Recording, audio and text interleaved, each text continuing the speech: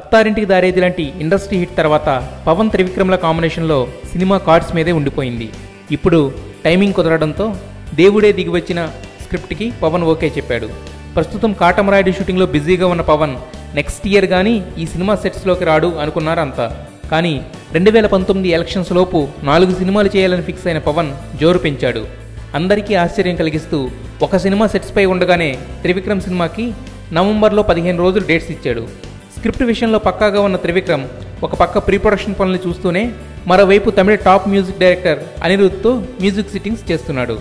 నితిన్ సమంతాల ఆ సినిమా కోసం మ్యూజిక్ ఇవ్వాల్సిన అనిరుద్ధ్ మొదటి నుండి వెయిట్ చేయించి లాస్ట్ మినిట్లో హ్యాండ్ ఇచ్చాడు.